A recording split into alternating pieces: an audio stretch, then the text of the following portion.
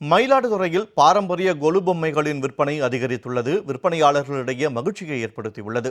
அதேவேளையில் அழிந்து வரும் கலையை பாதுகாக்க கட்டணமின்றி பொம்மை செய்வதை கற்றுக்கொள்ள மாணவர்கள் முன்வர வேண்டுமென பொம்மை தயாரிப்பாளர்கள் வேண்டுகோள் விடுத்துள்ளனர். நவராத்திரி விழா என்றாலே அனைவருக்கும் நினைவிற்கு வருவது கொலுதான். இந்துக்கள் ஒவ்வொருவரின் வீடுகளிலும் கொலு வைத்து வழிபடுவதும் உற்றார் உறவினர்களை வரவழைத்து உபசரிப்பதும் வழக்கமான ஒன்றாகும். குறிப்பாக வீடுகள் தோறும் புதுமையான முறையில் கொலு பொம்மைகளை வைத்து கண்காட்சி போல் நடத்துவர்.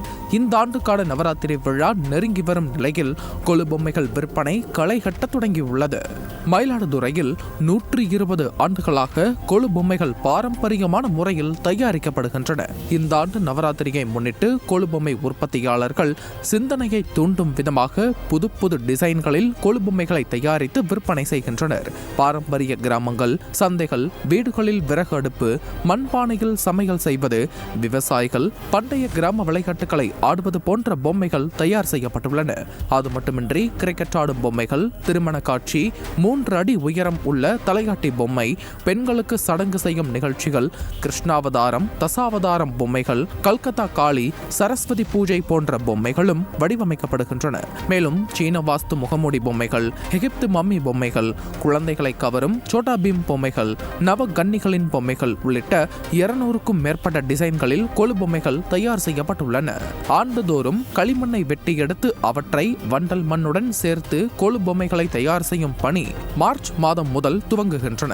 பொம்மைகளை வடிவமைப்பு செய்தல், அவற்றை சூளைகளில் வைத்து சுடுதல், காய வைத்தல், வர்ணம் தீட்டுதல் என்று பல கட்டங்களாக பொம்மைகள் தயார் செய்யப்பட்டு அழகிய வடிவங்களில் கொலு பொம்மைகள் விற்பனைக்கு வருகின்றன. இதில் ஃபுல்லாக பார்த்தீங்கன்னா உங்களுக்கு வந்து காகித பொம்மைகள், மண் பொம்மைகள் இதெல்லாம் மேனுஃபேக்சரிங் பண்ணிகிட்டு இருக்கிறோம். ஆனால் வந்து கொலுன்னு பார்க்கும்போது உங்களுக்கு வந்து மண் பொம்மைகள் தான் அதிகமாக வந்து ப்ரிஃபரன்ஸ் பண்ணுறாங்க எல்லாருமே. அந்த பொம்மைகள் பண்ணிக்கிட்டு இருக்கிறோம். இதில் வந்து நம்மளுடைய ஒர்க்கில் ஃபுல்லாக பார்த்தீங்கன்னா உங்களுக்கு வந்து பேப்பர் மெஷ் விட பொம்மையை விட மண் பொம்மைகள் தான் அதிகமாக உற்பத்தி பண்ணிக்கிட்டு இருக்கிறோம். அது பழைய காலத்து ஒர்க்கு ஆன்டிக் சொல்லுவாங்க. அந்த மாதிரி பீசஸ் ஆன்டிக் பீஸ் தான் அதிகமாக விரும்புகிறாங்க. பொம்மைகளை உள்ளூர் மட்டுமின்றி வெளியூர்களில் இருந்து வரும் பொதுமக்களும் அவற்றை வாங்கிச் செல்வதுடன் வெளிநாடுகளில் வசிக்கும் தங்கள் உறவினர்களுக்கும் பொம்மைகளை பரிசு பொருட்களாக வாங்கி அனுப்பி வைக்கின்றனர். இங்கு தயார் செய்யும் பொம்மைகள் இந்தியாவின் பல்வேறு மாநிலங்களுக்கும் அனுப்பி வைக்கப்படுகிறது.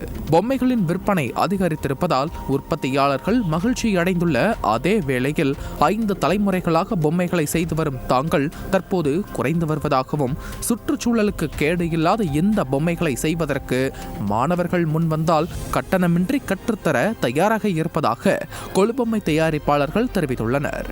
இது வந்து ஃபுல்லாக பார்த்தீங்கன்னா உங்களுக்கு பழைய கால சிஸ்டமாக நம்ம வந்து ஆன்டிக் மெத்தட்லேயும் உங்களுக்கு பாரம்பரியத்தில் மாறாமல் உங்களுக்கு ஃபுல்லாக உங்களுக்கு கைத்தொழிலாக இதை பண்ணிகிட்டு இருக்கிறதுனால இதுக்கு டிமாண்ட் அதிகமாக இருக்குது. ஆனால் லேபருங்கிறது ரொம்ப கம்மியாக இருக்குது. அதனால் இந்த இந்த இந்த இந்த மாதிரி ஒர்க்கு கொலு பொம்மை செய்கிறத வந்து யாராவது ரொம்ப இன்ட்ரெஸ்ட்டாக கற்றுக்கணும்னு நினைக்கிறவங்களுக்கு இதில் கட்டணம் இல்லாமல் நாங்கள் வந்து கற்றுக் கொடுக்கறதுக்கு ரெடியாக இருக்கிறோம்.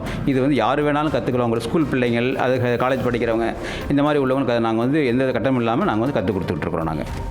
அழிவின் விளிம்பில் உள்ள பொம்மை தயாரிப்பை மாணவர்கள் கட்டணமின்றி கற்றுக்கொண்டு பொம்மை தயாரிப்பு கலையை மேம்படுத்த வேண்டும் என்பதே கொலு பொம்மை தயாரிப்பாளர்களின் கருத்தாக உள்ளது.